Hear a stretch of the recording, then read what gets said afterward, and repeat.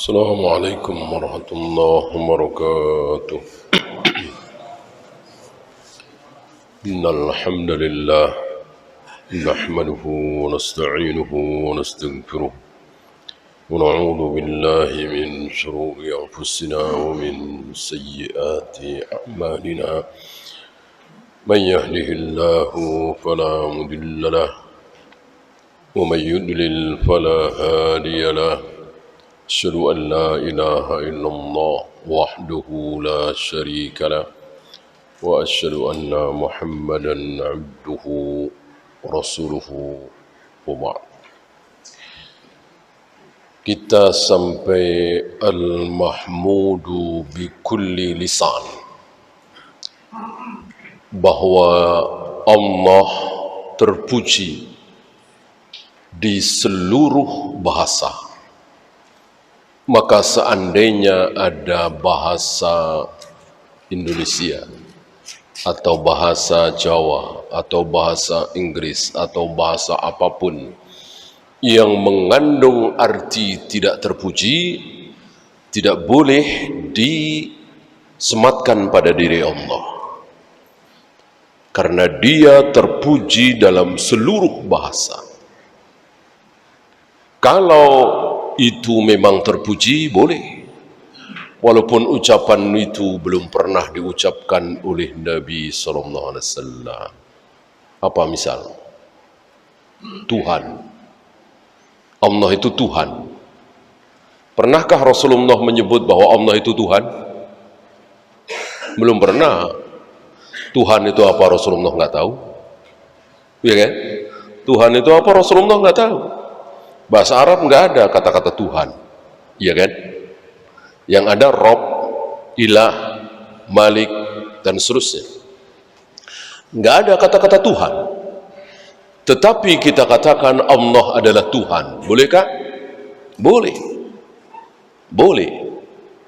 Kan bahasa di muka bumi itu bukan satu. Bukan cuma bahasa Arab. Kasihan tentu orang yang non-Arab ketika seluruh istilah harus Arab, dan mereka nggak paham, ya kan? Mereka nggak paham. Ya, seperti kata-kata berdoa kepada Allah. Apa itu berdoa? Ya, ada ad-du'a, bukan berdoa. Tapi bolehkah? Ya boleh. Terjemahan kan boleh, kecuali dalam kalimat-kalimat mahdha. Al-Fatihah, ya kalau ayat Al-Quran semuanya tidak boleh diganti. Ketika diganti, ya bukan Al-Quran. Maka waktu itu pernah kita bahas, dengan nama Allah yang Maha Pengasih lagi Maha Penyayang, segala puji bagi Allah Tuhan seluruh alam. Ini ayat Al-Quran bukan? Bukan. Nggak ada ayat Al-Quran bunyinya seperti itu. Ya, itu bukan ayat Al-Quran. Maka ketika kita baca itu dalam sholat, ya nggak sah sholat kita. Sholat harus baca Bismillahirrahmanirrahim, Alhamdulillahirrabbilalamin, Ar-Rahmanirrahim. Tidak boleh dengan terjemahan bahasa apapun. Kalau Al-Quran, ya, ketika diterjemahkan sudah bukan Al-Quran lagi. Ya.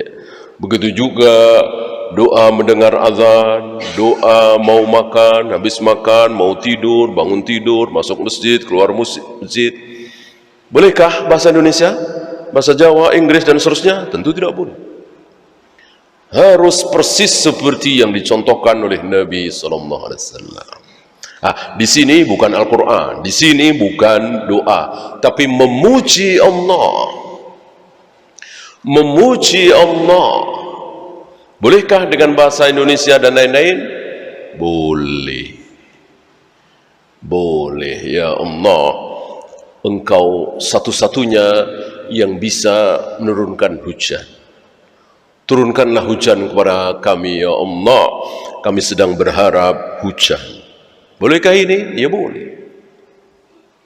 Ya. Karena ini bukan doa ibadah, bukan ibadah mahdha. Dan apakah ini termasuk pujian? Iya. Memuji Allah, betul. walaupun dengan bahasa, kata-kata, istilah yang tidak pernah dicontohkan oleh Nabi SAW.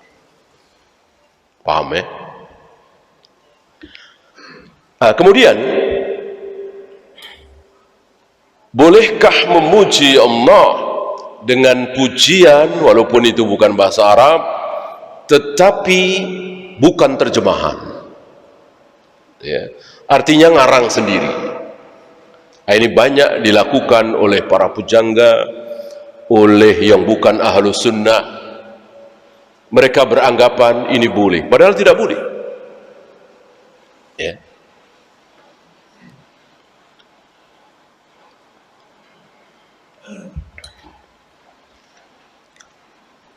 Tsunami itu, pernah kita dengar ada yang mengatakan seperti itu.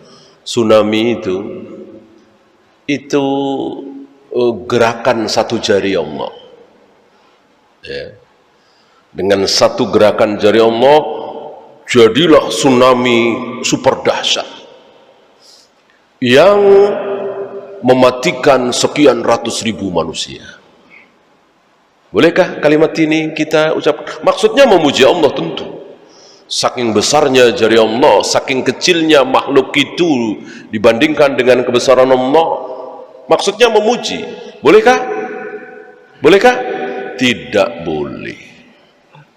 Tidak boleh. Kenapa? Tidak ada ayatnya, tidak ada hadisnya, tidak ada keterangan dari Allah dan Rasulnya bahwa Allah menggerakkan jarinya di laut, di bumi sehingga terjadi bencana. Tidak ada dalilnya. Yang ada dalilnya dua jari Allah membolak-balikkan hati manusia. Tentu ini kita ucapkan, tentu ini kita tirukan. Jadi memuji Allah tidak boleh ngarang, walaupun maksudnya baik tentunya. Ya, saya kira dari mulai Jahmiyah, Jabariyah, Asy'ariyah, Maturidiyah dan semua firqah-firqah dolal yang salah dalam mensifati Allah, niatnya baik apa buruk? Baik. Baik. Bahkan mereka seolah ingin melindungi Allah dari pensifatan apa mereka bilang kaum Wahabi. Kami kata mereka melindungi Allah dari sifat-sifat buruk yang disematkan oleh kaum Wahabi, bahwa Allah ada di atas langit, bersemayam di atas arsy, punya wajah, punya tangan, punya jari. Ini seolah menjisimkan Allah, memfisikkan Allah, maka kami lindungi. Maka Allah tidak berada di atas langit, tidak ada satupun tempat yang muat bagi Allah. Maka Allah tidak berada di satu tempat, tapi Allah ada di mana-mana. Tidak mungkin Allah punya wajah, tidak mungkin Allah punya jari, tidak mungkin Allah punya telapak kaki. Berapa ayat yang mereka harus coret, berapa hadis yang harus mereka buang. Tentu mereka tidak berani nyoret ayat, buang hadis. Maka terpaksa mereka mentakwil sebuah perbuatan yang tidak pernah dilakukan oleh Rasul dan para sahabat. Mentakwil sifat Allah. Tangan Allah maksudnya anu, jari Allah maksudnya anu, Allah bersemayam di atas arsy maksudnya anu, Allah turun ke langit dunia maksudnya anu, maksudnya. Ini tidak ada satupun riwayat Nabi menerangkan. Apa iya mereka lebih pintar dari Nabi? Apa iya mereka lebih benar dari Nabi? Lebih tepat dari Nabi? Kan tidak mungkin. Nabi tidak pernah mentakwil. Nabi hanya mengatakan Allah bersemayam di atas arsy sesuai dengan 7 ayat dalam Al-Quran, puluhan sabda Nabi, selesai. Allah turun ke langit dunia setiap sepertiga malam, Allah membolak-balikkan hati manusia dengan 2 jarinya, dan seterusnya tanpa takwil. Nah, mereka ingin memuji Allah tapi dengan cara yang salah. Kalau menghina Allah kan saya kira tidak ada. hanya kaum ateis barangkali. Bahkan Yahudi, Nasrani, mungkin Buddha, Hindu memuji Tuhan. Tidak ada yang mencela. Mungkin hanya kaum ateis. Ya. Walaupun mungkin di antara mereka ada yang memakai baju Islam. Kan ada di sebuah perguruan tinggi Islam ya, katanya ada ruangan. Ya. Ruangan apa dia bilang? Ruangan bebas Tuhan. Gitu. Ada ruangan, mereka di dalam ruangan itu berpikir bebas, sebebas-bebasnya. Bahkan mereka mengajarkan kepada para mahasiswanya untuk menemukan kebenaran Islam, untuk meyakini bahwa agama kalian itu benar, maka apa? Lepaskan dulu. Lepaskan dulu semua keyakinan, buang dulu. Yang meyakini Allah ada 3, buang. Yang mengatakan Allah cuma satu, meyakini Allah lam yalid walam yulad, tidak beranak, tidak diperanakkan, buang. Yang meyakini semua keyakinan dan itu adalah apa istilah mereka, dogma yang dicekokin dari TK. Kita hanya pasif mendapatkannya. Buang semua, itu kan semua dogma. Kalau mereka bohong gimana? Udah kosongkan semua, marilah kita mulai berpikir, diskusi begini, begitu bebas, sampai akhirnya kita menemukan satu keyakinan. Baru itu cakep, baru itu bagus, yakin. Ya. Bagaimana ketika mereka lepaskan, ya, jadi tidak meyakini kalau Allah itu satu-satunya Tuhan, tidak meyakini kalau Allah itu lam yalid walam yulad dan seterusnya. Habis itu mati. Gimana? Ya, ini bahaya sekali tentu. Ini tentu melawan fitrah, melawan sunnah Nabi SAW, bahwa agama seseorang mengikuti ayah ibunya. Ayahnya apa, ibunya apa, itulah anaknya. Ya bagaimana kalau ayah ibunya Buddha, Hindu, ya memang begitu nasib dia. Walillahilham, ayah kita muslim, ibu kita muslim, maka otomatis kita muslim. Maka anak-anak para sahabat, apalagi anak-anak para tabi'in, tidak ada yang disuruh baca syahadat secara khusus, karena sudah otomatis masuk Islam, otomatis. Ya.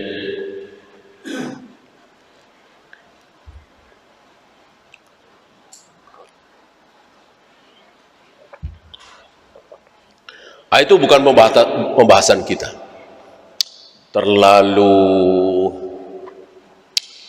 Terlalu dangkal tentunya ya. Nggak usah Ahlus Sunnah, hampir semua firqah tentu menolak ini. Ajaran seperti ini. Mosok keyakinan dibuang dulu. Ya. Maka pembahasan kita adalah firqah-firqah itu. Apa? Ingin memuji Allah, ingin mensucikan Allah, ingin membela Allah, tapi dengan cara yang salah. Mereka mengira kalau Allah dikatakan berada di satu tempat jauh di atas arsy, Allah turun ke langit dunia setiap sepertiga malam, Allah menciptakan Adam dengan kedua tangannya, itu berarti mengotori Allah, mensifati Allah dengan sifat buruk. Maka mereka bantah itu. Ketika sebagian mereka tahu bahwa itu ternyata ayat Allah, ternyata itu sabda Nabi, maka ditakwil oleh mereka, dan jelas itu salah. Sebagaimana tasbih juga salah. Tangan Allah persis seperti tangan kita, wajah Allah persis seperti wajah kita, jari-jari Allah persis seperti jari-jari kita. Betul? Tentu salah. Itu tasbih atau tamthil, menyerupakan.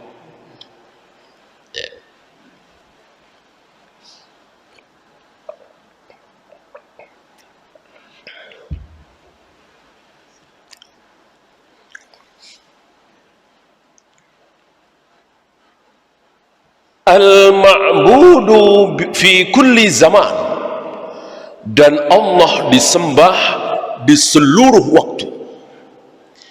Ini dijelaskan oleh beliau, al-mustahiqqu lil ibadati subhanahu wa ta'ala daiman wa abadan. Selama-lamanya Allah satu-satunya yang berhak disembah.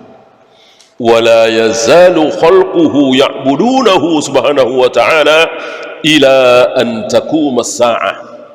Seluruh makhluk menyembah Allah sampai nanti hari kiamat. Muncul pertanyaan, bukankah nanti sebelum hari kiamat, jangankan menyembah Allah, menyebut lafaz Allah saja sudah tidak ada, boro-boro menyembah.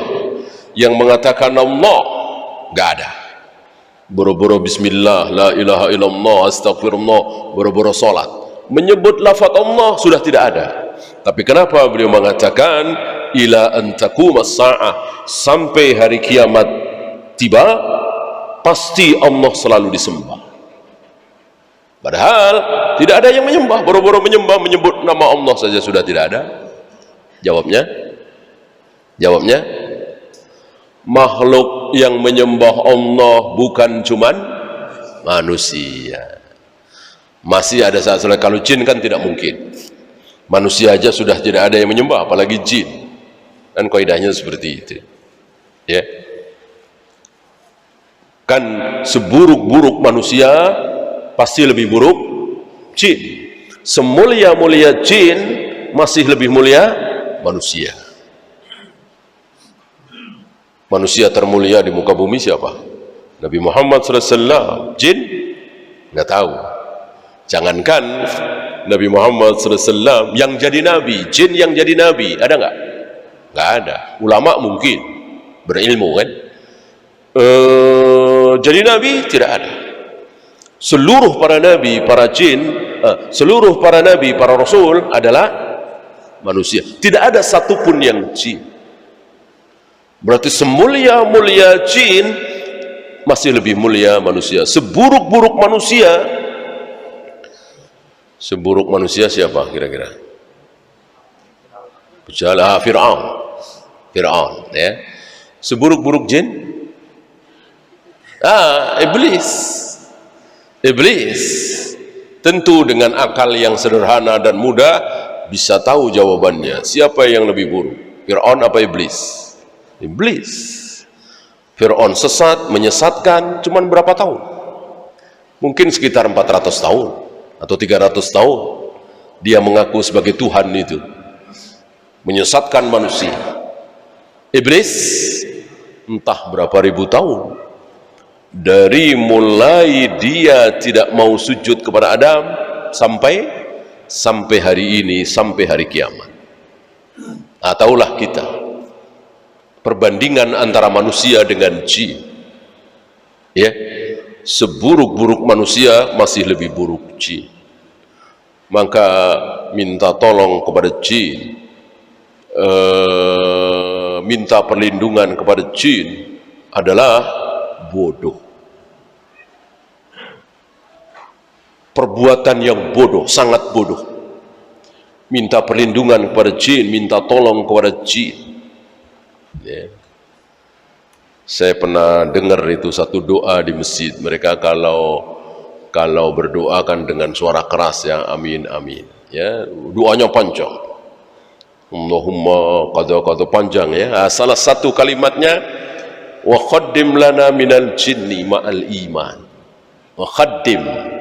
Pernah dengar kata khodam? Khodam, pembantu. Nah, di dunia mereka ada istilah khodam. Ya. Beliau punya khodam. Beliau punya khodam 50. Beliau punya khodam 100. Bangga, seolah itu karomah, seolah itu keistimewaan. Padahal memalukan, punya khodam memalukan. Aib. Para sahabat, mana ada yang kenal khodam? Mana ada yang punya pembantu jin? Hari ini para kiai, sebagian dari mereka, mungkin sebagian besar, katanya punya.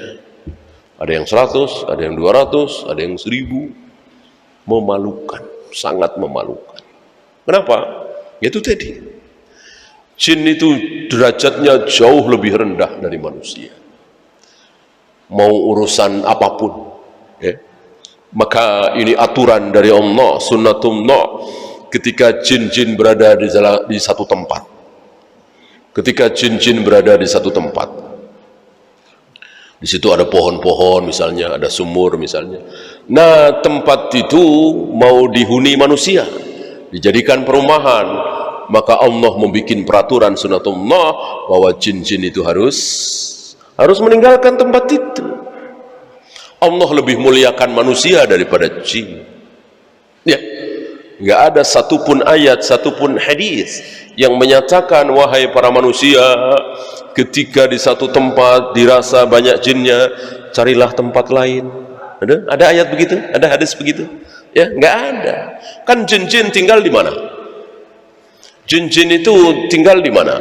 Di sekitar manusia, sama-sama di permukaan bumi. Punya rumah, punya keluarga seperti apa, hanya Allah yang tahu. Kita tidak diberitahu kecuali sedikit. Intinya bahwa mereka sama dengan kita, ada lahir, ada mati, ada nikah, ada sholat, ada saum, ada maksiat, ada yang muslim, ada yang Buddha, ada yang Hindu, sama dengan manusia. Termasuk bahasanya. Berarti mereka itu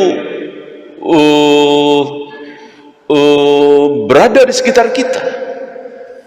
Ya, coba aja ketika ada yang kesurupan, ya, kesurupan ngomong, itu pakai bahasa manusia apa bahasa jin? Dia kan? Bahasa jin ngomong nggak karu-karuan, nggak kan? Pakai bahasa, mungkin bahasa Sunda, kadang bahasa Jawa, kadang bahasa Indonesia, yang di Arab ya bahasa Arab, ya kan? Ini menunjukkan bahwa tidak ada bahasa jin, adanya bahasa manusia. Maka jin-jin itu mengikuti manusia. Jin Arab ya bahasa Arab, jin Sunda ya kaditu kadia, ya. Jin mana lagi itu? Jin Tegal Brebes ya cakai kue ya sama. Ya, gimana manusianya? Berarti mereka mundur sekali, rendah sekali. Omongan saja ngikutin manusia, nggak pede bikin bahasa sendiri, ya kan? Mereka di sekitar kita mengatakan bahwa mereka beda alam dengan kita. Ini ucapan yang sangat batil. Beda alam gimana? Satu alam dunia ini di permukaan bumi. Nah, cuman perbedaannya huwa wa qabiluhu yarawnakum min haitsu la tarawnahum. Bahwa jin-jin itu melihat kita para manusia, manusia tidak melihat jin. Itu perbedaannya. Dan semakin kelihatan bodohnya jin itu, mereka ngelihat kita ngelihat mereka, tapi kok nggak bisa ngapa-ngapain gitu, ya kan?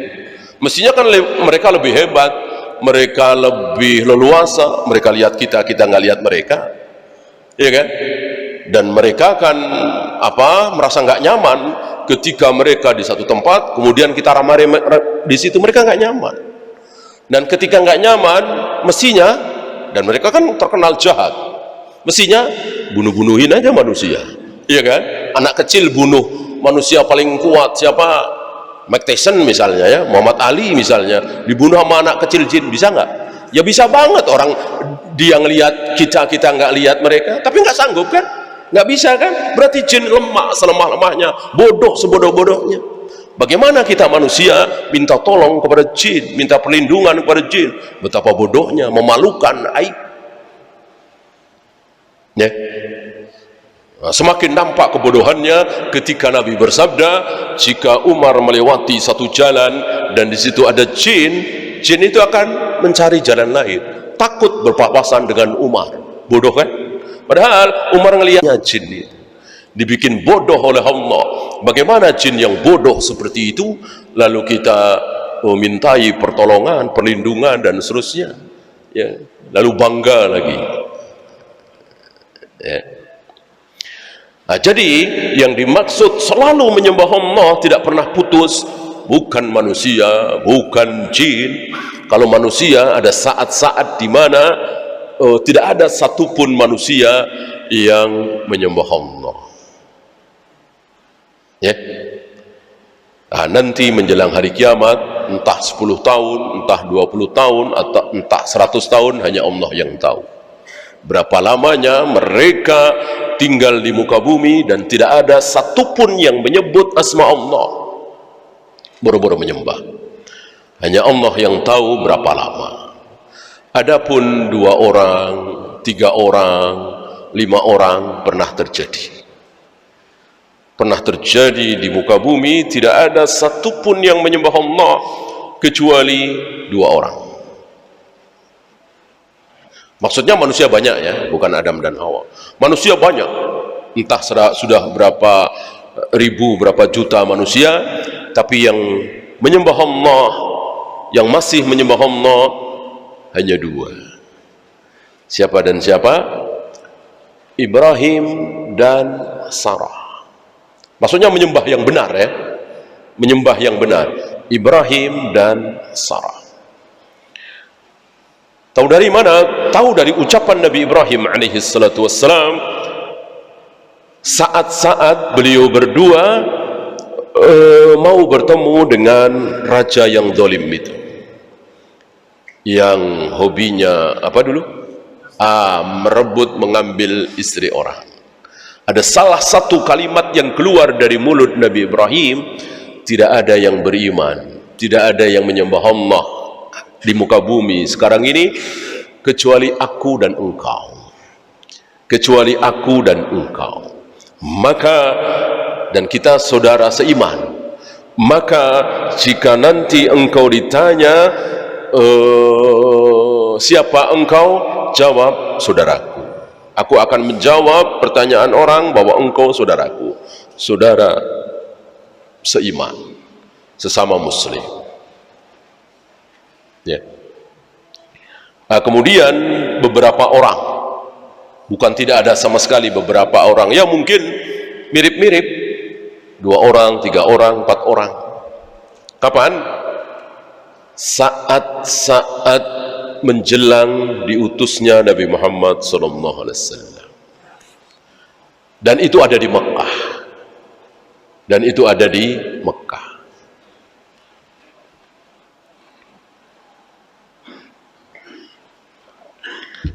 Setelah itu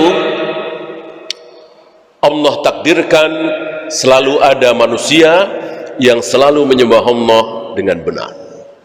Dari mulai diutusnya Nabi Muhammad SAW sampai hari ini, sampai satu masa yang dikehendaki oleh Allah, sebelum tidak ada satupun manusia yang menyebut lafaz Allah.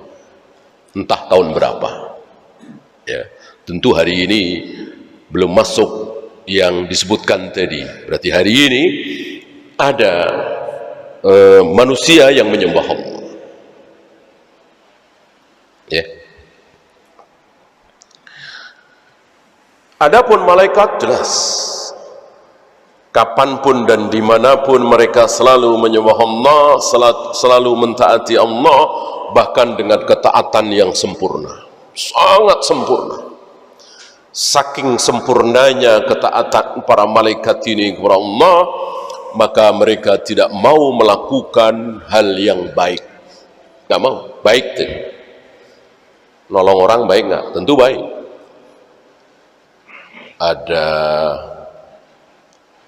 Ada bayi merangkak-rangkak di samping kolam renang.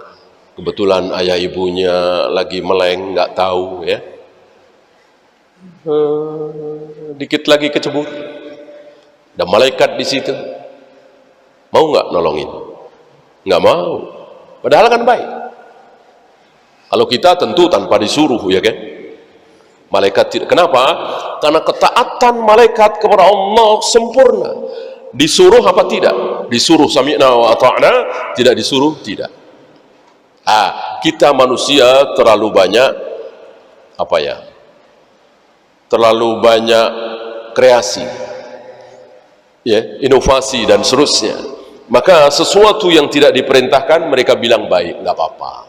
Ya kalau nolong betul, nolong orang, nolong bayi, nolong orang yang sedang kesusahan, membantu orang yang sedang didolimi, tentu bagus. Ya. Tapi sholat, zikir, wirid, sujud, ruku, tawaf, sa'i, melempar jumroh, mencium hajar aswad, ini harus nunggu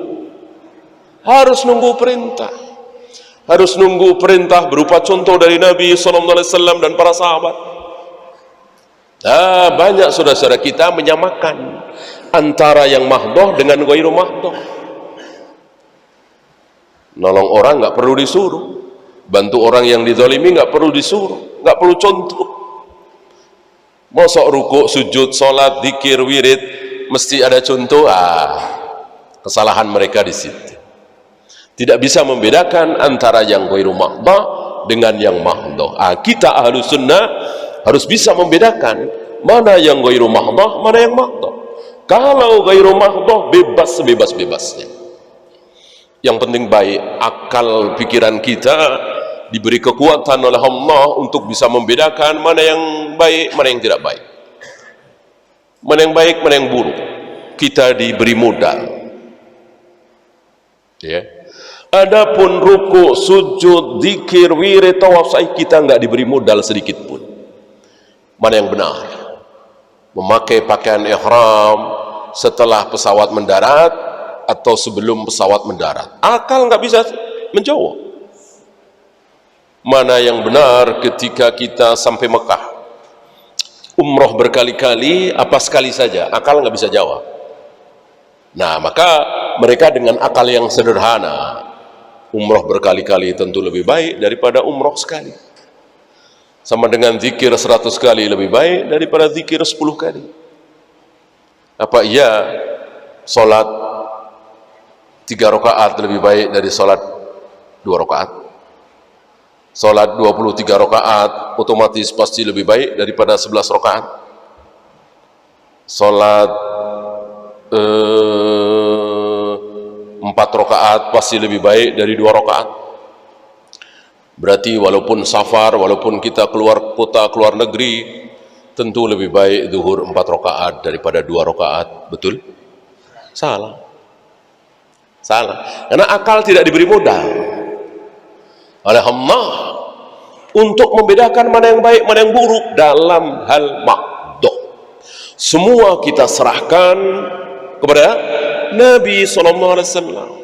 Yang beliau contohkan pasti baik, yang beliau tidak contohkan tidak baik. Walaupun secara akal ya lebih baik. 3 rakaat lebih baik dari 2 rakaat. 4 rakaat lebih baik daripada 2 rakaat dan seterusnya. Ya, ini yang banyak tidak difahami oleh sebagian saudara-saudara kita. Maka dengan pedenya, dengan yakinnya mereka melakukan hal-hal ibadah mahdoh yang tidak pernah dicontohkan oleh Rasul dan para sahabat. Ya. Pernahkah Rasul dan para sahabat umroh berkali-kali sekali ke Mekah? Belum pernah. Pernahkah Rasul dan para sahabat tidak memakai pakaian ihram ketika melewati miqat? Tidak pernah. Bahkan dengan tegas Nabi mengatakan haram. Haram berarti dosa. Haram bagi orang yang bertekad mau haji, mau umrah, kemudian melewati miqat makan, miqat tempat, kok belum memakai pakaian ihram. Tentu kita taati. Jangan kemudian dikalahkan oleh fatwa ulama, masalah teknis. Ya, lah kita kan dari Jeddah ke Madinah dulu, nggak langsung ke Mekah. Berarti kalau kita betul sebelum mendarat di Jeddah sudah melewati miqat, harus pakai pakaian ihram. Itu kalau dari Jeddah langsung ke Mekah. Nah, kita dari Jeddah jadwalnya kan ke Madinah dulu.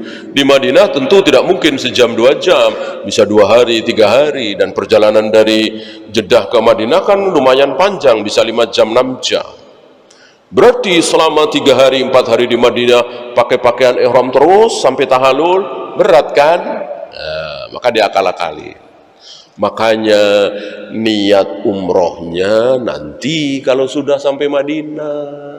Jadi ketika di pesawat di Jeddah ya, jangan niat umroh dulu.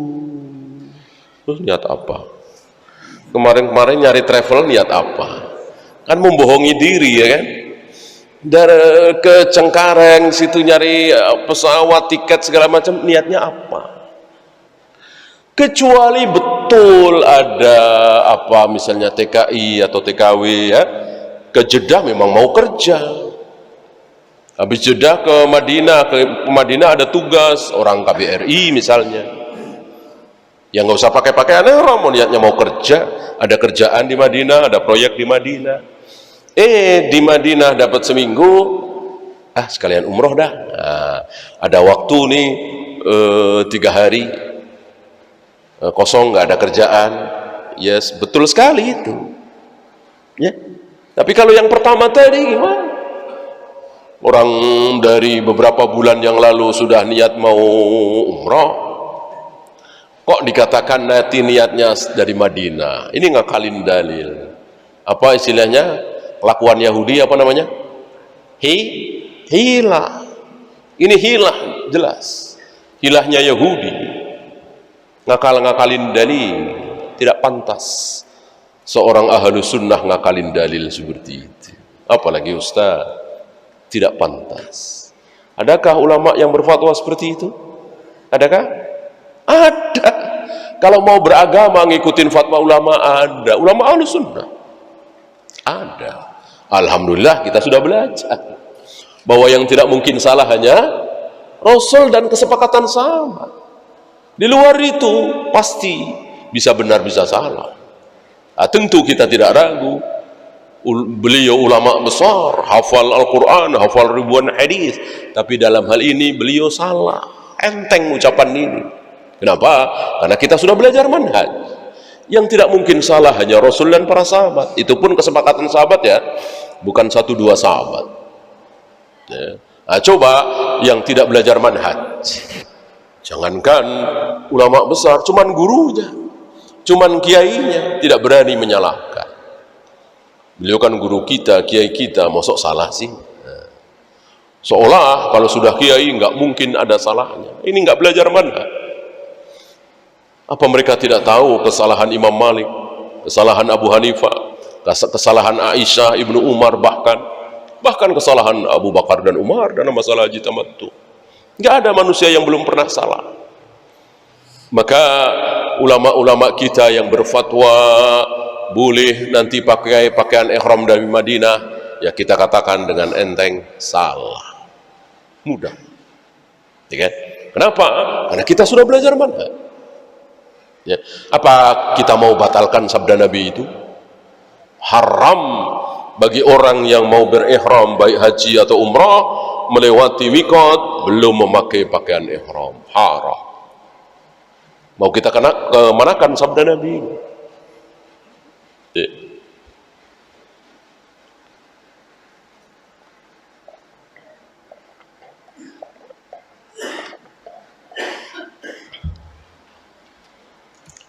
Wa kadzalika fi kulli makan, begitu pula di semua tempat. Ini pun harus kita fahami dengan pemahaman yang benar. Jadi menurut kalimat ini tidak ada satu pun tempat di mana di tempat itu tidak ada yang menyembah Allah. Kan begitu kan? Nah, bagaimana di mana? Kutub Utara misalnya. Orang-orang mana? Eskimo misalnya. Atau adalah pasti tempat di mana tempat itu walaupun mungkin tidak besar ya. Kalau di Amerika kan pasti adalah ya. Di Inggris, Perancis, walaupun negara kafir pasti ada yang menyembah Allah. Ini di satu negeri. Entah suku Eskimo atau apa yang jumlahnya mungkin cuman 800.000 orang atau 100.000 orang, satu pun tidak ada yang menyembah Allah, tidak mengenal Allah, bahkan kata-kata Allah mereka belum pernah dengar. Ada nggak kira-kira? Insya Allah ada. Nah, kenapa beliau mengatakan wa kadzalika fi kulli makan? Begitu pula di setiap tempat, pasti di tempat itu Allah disembah. Pasti ada saja di tempat itu yang menyembah Allah. Jawabannya sama dengan tadi. Apa? Malaikat. Adakah tempat di muka bumi ini yang tidak ada malaikatnya? Nggak ada. Semuanya. Kalau nggak ada malaikatnya ya berarti nggak pernah turun hujan. Karena satu titik hujan turun bersama satu malaikat. Nggak ada di muka bumi ini yang nggak ada malaikat. Pasti ada. Maka yang dimaksud oleh beliau, wa kadzalika fi kulli makan, di semua tempat pasti ada yang menyembah Allah. Sekali lagi yang dimaksud malaikat, bukan manusia, bukan jin. Kalau manusia, jin, pasti ada tempat di mana tidak ada satupun manusia, satupun jin yang tidak menyembah Allah. Kemudian beliau membawakan Az-Zukhruf 84, wa huwa alladhi fis samai ilahun wa fil ardi ilah. Dialah Allah yang di langit adalah ilah dan di bumi adalah ilah. Ini terjemahan yang tepat. Adapun mengatakan di langit ada ilah, di bumi ada ilah, berarti ada dua. Jelas ini salah. Ada ilah langit, ada ilah bumi. Ya. Termasuk salah juga memahami ayat ini, dan ini difahami oleh sebagian saudara-saudara kita dari kaum Asy'ariyah Maturidiyah, bahwa Allah ada di bumi. Mana dalil ini? Wa huwa alladhi fis samai ilah wa fil ardi ilah. Dialah Allah yang Tuhan di langit dan Tuhan di bumi. Jadi seolah Allah itu ada di bumi. Ini terjemahan dan pemahaman yang jelas keliru. Yang benar seperti tadi, dialah Allah yang ilah, yang disembah oleh siapapun yang ada di langit dan siapapun yang ada di bumi. Itu maksudnya. Bukan seperti pemahaman sebagian saudara kita yang mengatakan bahwa di langit ada ilah, di bumi ada ilah. Jadi Allah itu kadang di langit, kadang di bumi. Ini pemahaman yang keliru. Kenapa? Sebab kalau pemahaman ini benar, ya 7 ayat itu harus dibuang. Ar-Rahmanu 'alal arsy istawa, bahwa Allah bersemayam jauh di atas arsy, ini harus dibuang. Karena jelas salah. Orang Allah kadang di bumi kok. Gitu ya. Yang dengan pemahaman tadi, lalu dengan gegabah mereka mengatakan Allah ada di mana-mana. Sebuah kalimat yang tidak pernah keluar dari mulut Rasul dan para sahabat, termasuk sahabat wanita hitam, budak, yang ketika ditanya oleh Nabi, budak ini menjawab, Allah berada di atas langit. Yang dimaksud tentu bersemayam di atas arsy, karena itu satu-satunya ajaran yang ada hari itu, satu-satunya keyakinan yang ada di hari itu. Nggak ada keyakinan yang mengatakan Allah ada di mana-mana, Allahu fi kulli makan, tidak ada. Satu-satunya keyakinan yang diajarkan oleh Nabi alaihi salatu wassalam, bahwa Allah bersemayam di atas arsy. Ya. Antum masih ingat bagaimana keprihatinan Syekh Albani membandingkan budak perempuan itu dengan, masih ingat, para profesor doktor di Al-Azhar Kairo. Ya, budak perempuan ini benar profesor doktor Al-Azhar Kairo, profesor doktor agama ya, bukan profesor doktor ilmu umum. Salah dalam keyakinan. Wallahu sallallahu ala Muhammadin sallallahu alaihi wasallam wa akhiru da'wana alhamdulillahi rabbil alamin.